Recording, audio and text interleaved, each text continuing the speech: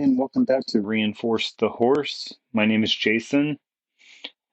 Today, I'd like to talk about a whole lot, but I'm going to try to keep it as short and sweet as possible. There has been a lot of really sort of awesome things going on in my personal life and journey, and that of my family, my immediate family, especially. And a lot of times in my 4+ decades of life, I have believed in this word called coincidence. And today, I don't believe in coincidences at all. In fact, I think a better way of putting it might be synchronicities or resonance, vibrations, matching of vibrations, what have you. Um, there's been an unfolding of things the more I go within and just be still and quiet by myself, be it in meditation or yoga practices, or just the other day I spent a couple hours, I think it was, just staring at this prickly pear cactus that had grown from just two little baby paddles. Now, if you're not in the desert area, you may not know what a prickly pear is. You might want to Google it, but it's a desert cactus that is its body is formed in these connected. They're not leaves necessarily, but they're called paddles, and they look like paddles, like that you would paddle a boat or something with. And they're all connected together, and then they usually will have flowers on the top in the spring. And this particular prickly pear I watched it grow from, I guess, I don't know if a prickly pear is a baby prickly pear is called a seedling, but I watched it grow from a seedling, or really small, and it had two little tiny paddles on it.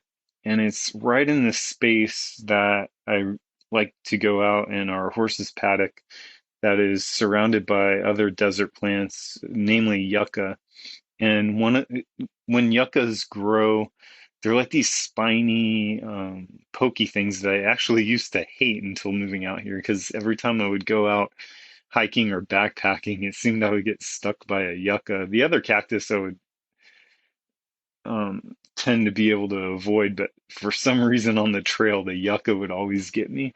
And they have these really, really sharp spiny leaf things on them, and they look like just like a, I don't know, if you ever watched that movie Hellraiser, that back in the day, it kind of looks like Hellraiser's head.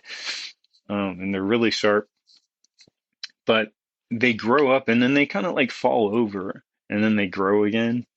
And so in this particular space, there's like two or three, maybe four yucca, and they have grown and fallen over. And then there's this little desert shrub. I don't know what it's called. And it's naturally created this circle. And I've come to find out that circles are often known in a lot of different traditions and belief systems and religions, to, you know, be sacred space, or if you're creating a space or an area for you to become more present in or focused, a circle's a good way to go. And this particular circle is naturally made. So, and I just happened to have picked this space to sit in, and the prickly pear grew just next to one of the fallen yucca, and it I have a post with the picture of it on my Facebook page, but the other day I just sat there and I meditated in this open eye meditation that I kind of made up myself of just sitting and watching a flower open up. And I don't know if you've ever taken the time to do that.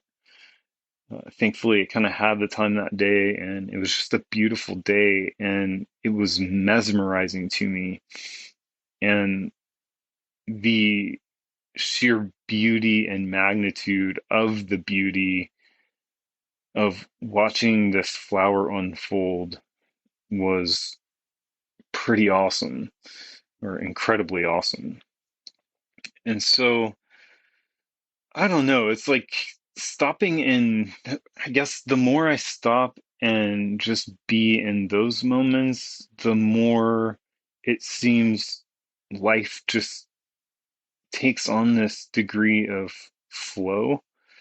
And I've heard this talked about in a number of different ways. One that comes to mind is, I think it's a book called Becoming Superman. Might be misquoting that. It's not coming to mind clearly right now, but he talks about um, a lot about like the Navy SEALs and how, as a team and collective consciousness, effectively, like they can tap in collectively to the moment and just be.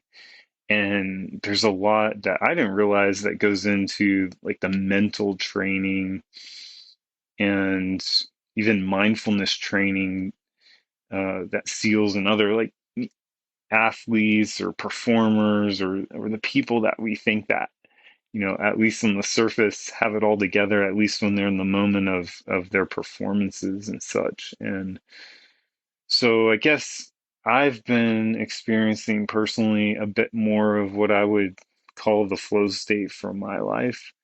And the way that unfolds is pretty cool because it creates this level of joy and peace and happiness that I didn't have at any other time in my life that I can remember. And so it's just a really cool place to be.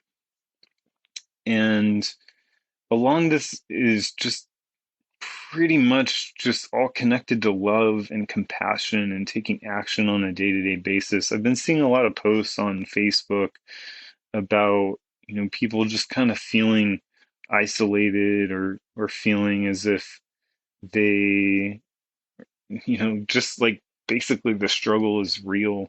And I think it feels like to me, and maybe I'm biased because of where I'm at in my life and in my experience and journey, but it just seems like we're shifting as humans and collectively toward more compassion. Like it just seems like a lot of people are so fed up with the way we've been doing business. And um I know I am. There doesn't need to be so much like dismay and uh ickiness in the world, I guess. But this poem that I wrote, it just kind of came to me the other day, as they have been recently. Again, I continue to write almost on average like a daily poem, which still kind of blows my mind. I know I'm not the only one in the world that has experienced this, and it comes in different forms for others, maybe as a song, maybe as a picture that they write or paint. For me, it just happens to be words that I jot down quickly on paper. Um, but this one, I think, really, I was struggling a lot just days ago. So this was written 9 days ago on the 20th of May, 2023. Today's the 29th of May. And I was just feeling, even through all of the positivity and love and joy and everything that I'm feeling as a human recently, I just found myself in sort of a rut this day. And before, um, kind of getting to this point of being able to understand these feelings and how to navigate them, I would usually go and do like work, be it workout physically or do whatever the day's work calls for, and just kind of immerse myself that way. And looking back, I know that I would do those things in a way that was not portraying my true attitude. And in fact, I would give people the impression that I was always upset or disgruntled or otherwise just like not feeling great in my own skin. But today I'm able to like, because I am human, and like some days I just, my energy just doesn't feel as great as others for whatever reason. But now I'm so joyful and happy to be able to kind of see those um, feelings come in and see them for what they are. And what I've learned recently is that they may not even be stemming from me as a person. Maybe they're coming from something or someone else. And maybe, just acknowledging that and just being with how I'm feeling in the moment has allowed me to really just kind of to shine light on those areas and just let them be and pass by in their own way and really take something from them. So, leading up to writing this poem was the day that I talked about sitting and watching the prickly pear flower unfold. And that was a fantastic day. I felt like incredible that whole day. And I think it was the day after is when I wrote this poem. So it was a drastic shift in my feeling. And I was kind of down in the dumps and having a bit of a pity party for myself. But here's the poem that came out. Do you feel your voice is seldom, if ever, heard? Do you feel fire in your belly, messages held, like a nearly expired candle, the flame ready to kiss your skin? Do you feel lost in the sea of billions, the banquet table full, standing room only doesn't exist? Do you feel people close, hiding behind screens with other voices being heard, acknowledged? Do you feel one day bliss and another mixed with heaviness, pain somehow creeping in? Do you feel your journey scrambled, confused, unable to understand? Do you feel your very presence is enough, the choice for joy, radiance? Do you feel divine, which is you, something you cannot understand? Do you feel you'll someday rise up, transcend this land, and fall into the arms of abundantly loving grace? So I think you could get the the feeling of what I was feeling that day. And toward the end of that poem, just the how within me it kind of, if I could describe it in a way, is kind of like those feelings of negativity were kind of floating by. And I just said, "Oh, hey, how's it going?" And just kind of observed them as they passed. And then not long after that, this idea of my own divinity and everything that I can't understand, and knowing that this life is only but a flash of overall existence, those ideas started coming to mind. And I remember smiling from that. And then I wound up sending an email to somebody that I never met. And, I just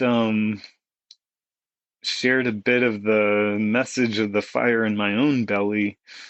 And the next few days after that were pretty amazing. And this past week, we had um, some people come out and film us for an upcoming documentary. It's called Rescued Hearts, and I can post about it, and I've already posted about it. I think everybody, whether you like horses or not, it's going to be a great film coming out in the coming year. And so, anyhow, I hope that you find some encouragement in this. And yeah, so thank you for being here and listening. And we have more guests coming up. We've got, I think, 3 on the calendar and more scheduling as we speak. And so the podcast is starting to take flight. And if you'd like to be a guest on the show, or you know somebody who might be a good fit, please reach out to us and let us know. You can get us on Facebook or podcast at reinforcethehorse.com. And we wish you a great day, and we'll see you again soon.